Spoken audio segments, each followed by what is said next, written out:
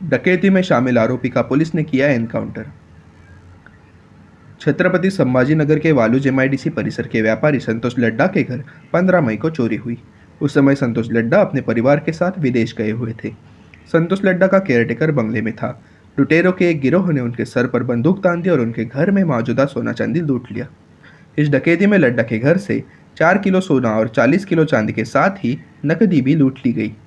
Police ने अपराध की जांच शुरू करने के बाद 5 आरोपियों को गिरफ्तार कर लिया, पर चोरी किए हुए जेवरात और कैश अमोल खोदकर, जो कि छठा आरोपी था, उसके पास थे।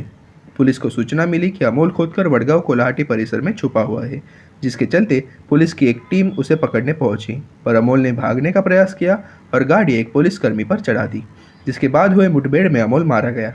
हाल ही में छत्रपति संभाजीनगर के पालक मंत्री संजय सिरसाट ने इस अपराध में पुलिस के शामिल होने पर संदेह व्यक्त किया। उसके बाद अमोल खोदकर के एनकाउंटर ने चर्चाएं तेज कर दी और इस एनकाउंटर के विषय में अधिक जानकारी देने के लिए आज सुबह 11 बजे एक प्रेस कॉन्फ्रेंस का आयोजन पुलिस की ओर से किया गया। लगभग 5 आरोपी जो है वो अलग अलग जगहों से उन्होंने अरेस्ट किए हुए थे और जो मेन आरोपी है बाबूराव खोदकर, उसके ऊपर लगभग 10 ऑफेंसेस है।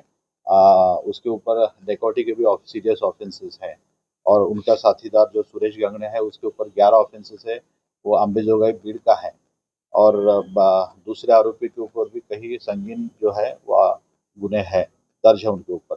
अमोल खोदकर कल रात को लगभग 11 साढ़े 11 बजे शायद यहाँ पे एमआईडीसी वार्न पुलिस स्टेशन के अंडर वहाँ पे एक लॉज है, वहाँ पे वो आया था शाही गार्डन करके, और वहाँ पे हमारे एपीआई ऑफिसर्स और उनकी टीम ने उनको अरेस्ट करने के लिए उनके वहाँ पे जाने के बाद उन्होंने उनके ऊपर गाड़ी चलाने की कोशिश की और कुछ राउंड फायर किया, तो उसके ऊपर हमारे ऑफिसर ने रिएक्शन में उनका रिप्लाई देने के बाद फायरिंग किया। उसको इंजर हुई थी।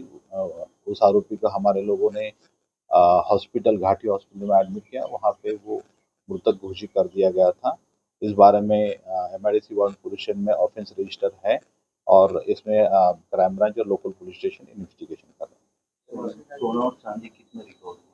वो आज आरोपी का पीसीआर लेने के बाद सोना चांदी बरामद हुआ है और कुछ फिरियादी ने भी वो आइडेंटिफाई कर लिया है और आज पीसीआर प्रोड्यूस करेंगे आरोपियों को और उसके बाद बाकी की रिकवरी हो जाएगी। सर कितने राउंड फायर किया गया?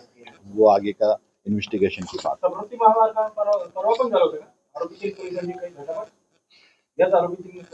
मला काय कल्पना नाही। सर रात्रीच्या सरकार को सिर्फ इतना ही पूछना है कि उसको स्पॉट पे क्यों मारा। अगर वो गलत भी है, वो गुनहगार भी है, तो भी उसको पकड़ो, जेल में डालो। न्याय व्यवस्था है, वो उसको सजा देंगी।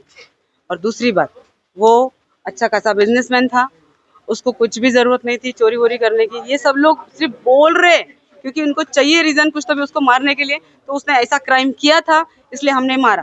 क्राइम किया है, पकड़ो, जेल में डालो। ऑन स्पॉट छाती पे इधर इधर गोली मारने की जरूरत नहीं। कोई आरोपी अगर भागता है तो उसको पैर पे गोली मारी जाती है, उसको सिर्फ जख्मी करके पकड़ा जाता है। स्पॉट पे उसको एनकाउंटर करके मारा नहीं जाता। वो इतना बड़ा क्रिमिनल भी नहीं था कि उसको स्पॉट पे मारा जाए। वो धंधा करता था, अच्छा खासा पैसा कमाता था, खुद के होटल्स थे, खुद की आयसर गाड़ियां थी उसकी। वो वेल सेटल लड़का था। उसके साथ ही जो लड़के पकड़े हैं उन्होंने, उसके साथ जो उसके दोस्त बोल के बोलो या और क्रिमिनल बोल के बोलो, वो सब भी सेटल है। वो पूरे सब लोग अच्छे से सेटल है, उनका अच्छा सा धंधा चल रहा है, पैसा कमाते हैं, उनको भी चोरी करने की कोई जरूरत नहीं है। ये सिर्फ चोरी का बहाना कर रहे हैं। उसका एनकाउंटर करके सुपारी लेके इन लोगों ने उसको जानबूझ के मार डाला। आपको पता चला इनकाउंटर हो गया? अभी यहाँ पे आने के बाद उन लोगों ने सुबह में मेरे घर पे आए 5:30 बजे। घर में आने के बाद घर में घुस के पूरा घर बिखरा दिया मेरा कि घर में कुछ है ऐसा बोल के। पूरा घर ढूंढा, 2 घंटा घर ढूंढा। 7-8 बजे तक, लगभग 7 बजे तक मेरे पूरे घर में ढूंढा, कुछ नहीं मिला उनको, खाली हाथ चले गए वो। वहाँ से जाने के बाद मैंने पूछा कि भाई तुम जिसको लेके आए थे वो कहाँ है? तो बोले वो हॉस्पिटल में है, उसको थोड़ा सा इधर लगा है और वो एडमिट है, भाग रहा था, बोले उसको थोड़ा चोट लगी हुई है तो एडमिट है। मैंने कहा ठीक है, फिर हम लोग जाके देख के आना ना, भाई है ना मेरा सगा। मैं देखने के लिए आई इधर। वो पूरे आपघात विभाग में देखा मैंने, किधर भी वो एडमिट नहीं था। वहाँ पे एक नर्स ने बोला कि वो इधर है। मैंने नाम पूछा तो वो यहाँ पे सुबह 5:30। कब मारा मुझे मालूम नहीं, टाइम भी मुझे मालूम नहीं, लेकिन उसको एक नहीं 5-6 गोली मारी है और वो भी मरा पड़ा है अंदर। और वो लोग मेरे को देखने भी दे रहे नहीं, कुछ भी मालूम नहीं मेरे को। बस मेरा इतना रिक्वेस्ट है सरकार से कि मेरे को न्याय दो और उसका पोस्टमार्टम जो है वो ऑन कैमरा करने के लिए बोलो। उसको चुपचाप दफना डालेंगे लोग, जला डालेंगे। मेरा ताकत नहीं है इतना, मैं कुछ नहीं कर सकती।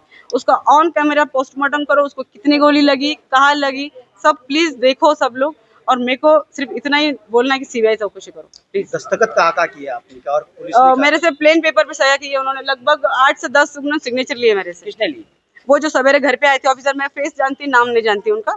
25 लोग लगभग थे, एक लेडीज थी, 2 गाड़ी आई थी और उन लोगों ने प्लेन पेपर पे एक नहीं 8 से 10 सिग्नेचर लिए, अलग अलग पेपर पे।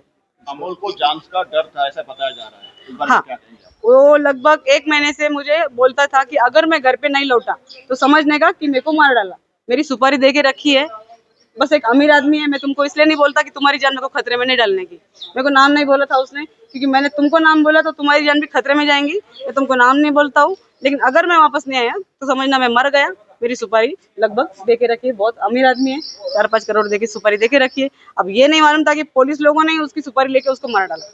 अभी शक किस पे आता है ऐसे? आप इतना बोल रहे हैं। पुलिसों पे शक उन्होंने उड़ा दिया ना, पुलिसों ने मार डाला। शक मेरे को फेक इनकाउंटर है, स्ट्रॉन्ग, फुल्ली स्ट्रॉन्ग। जानबूझकर मार दिया? एक बात बोलो आप मेरे को, क्रिमिनल को पकड़ने के बाद पैर पे गोली मारना चाहिए। प्रोसीजर है, लेकिन आपका स्ट्रांग आरोप है पुलिस पर कि ये हाँ हाँ, अब बॉडी लेके जाइए, ये भी कहना है नहीं मैं इधर से बॉडी लेके नहीं जाऊंगी जब तक मेरे को इधर से सरकार मेरे को बोलेगा नहीं कि हाँ भाई ये सब ऐसा ऐसा हुआ था, मेरे को न्याय नहीं मिलेगा। मैं ऐसे हिलने भी नहीं वाली और बॉडी भी लेके नहीं जाने वाली। यहाँ से मैं इधर ही बैठने वाली हूँ, इधर ही रहूंगी मैं, ना खाना खाऊंगी ना कहीं जाऊंगी।